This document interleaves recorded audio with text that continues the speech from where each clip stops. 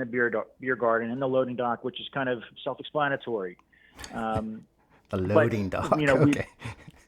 Right. It's like, wait, is this, do I want to sit up there? Are you sure? But it has every different section has different character, whether it's the lighting or the view you have or the music you're going to hear or the plants that grow along the hop deck.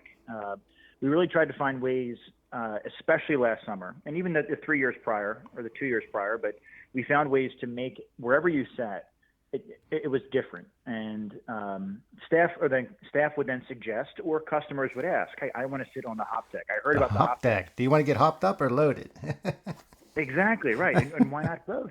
That's on right. some triple sits. Triple sits. And that's and that's been the fun of it. And we blacktopped our parking lot last spring, right before, actually I guess it was late winter, right before COVID hit, and that only made our parking lot and our seating a lot warmer.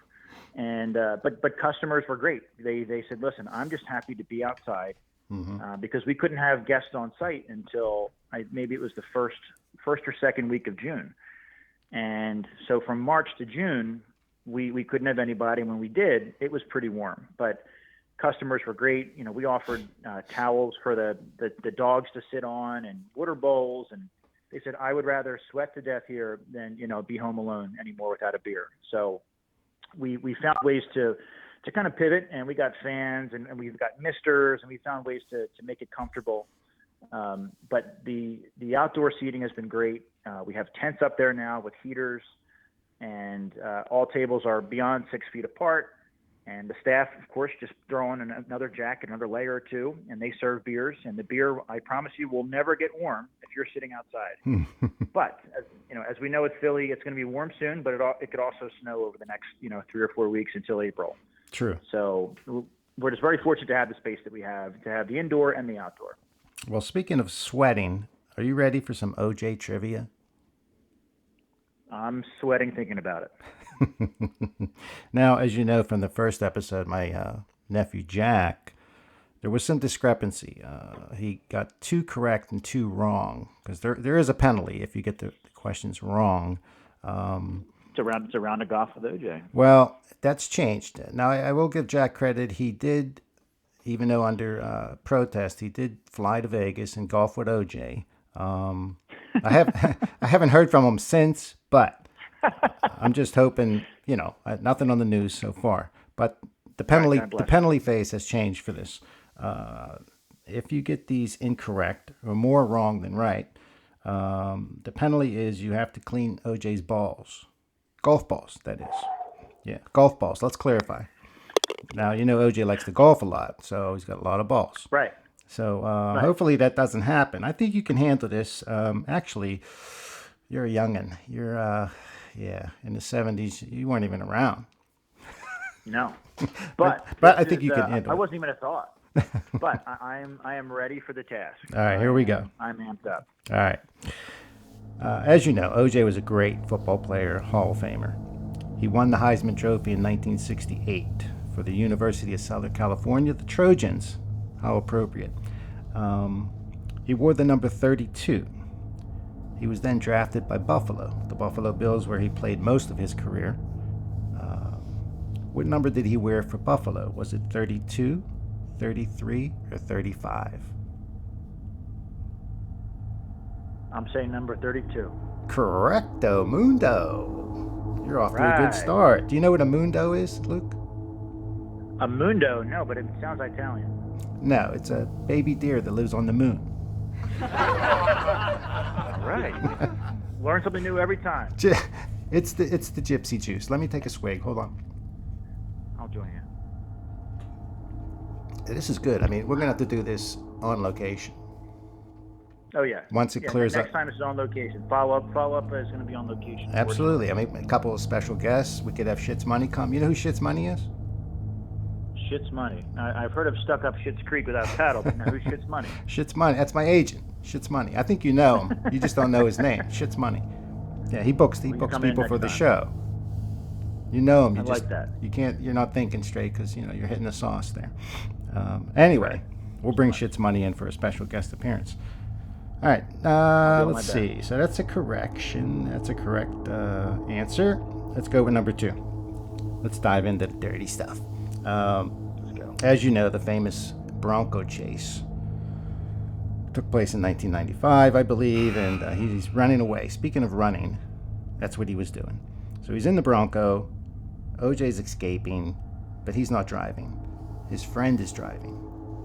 Who was his friend? Was it Robert Kardashian, Marcus Allen, or Al Collins? I'm going to go with C, Al Collins. That is correct. You're not Googling this stuff, are you? I wish I were. No, it's good. You got it. Al Collins. What are friends for? But the first two I knew the one was his lawyer. The second was a Penn State football player. So I knew it had to be 3. I'll take C on that one. There you go. You're 2 for 2. All right, last one. OJ was huge. Besides football, he was doing movies, commercials, and one of the commercials was for a rental car company. He would run through the airport. Some old lady would say, "Go, Juice, go!" If she only knew. Anyway, which company, rental car company, was he pitching? Was it Budget, Hertz, or Enterprise?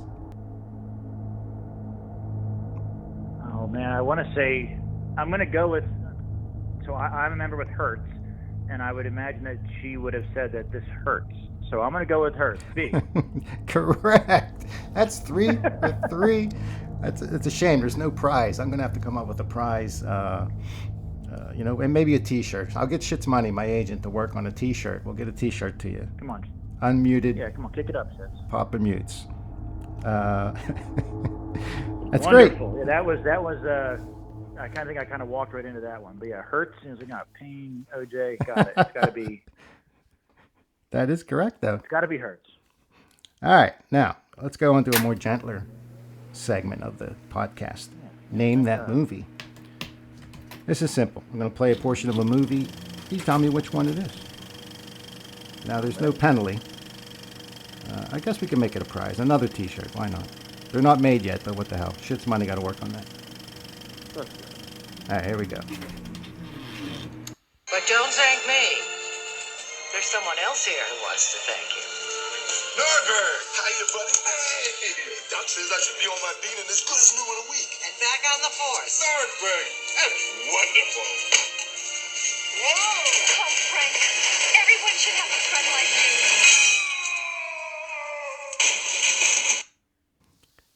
Name that movie.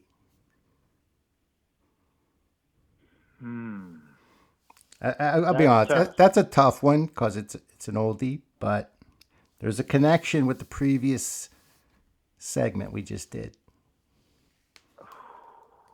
Oh man, based off the special effects, I'm enjoying that, but I'm shooting a blank on this one. No problem. That was a tough one, I must admit. It's Naked Gun, starring Leslie Nielsen. Have you seen Naked Gun?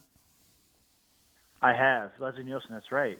And that guy speaking, the second person, was OJ. He smacks him on the wheelchair and he goes down the steps. Oh my God. It's just a stupid movie, but it's fun. Right. Oh wow, that has been a long time since I've seen that. I think I watched that when I wasn't allowed to. Exactly, right.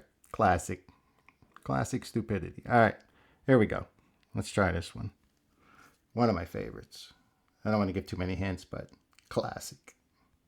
Would you be willing to trade all the days from this day to that for one chance, just one chance, Just one to come chance. back here and tell our enemies that they may take our lives, but They will never take our freedom.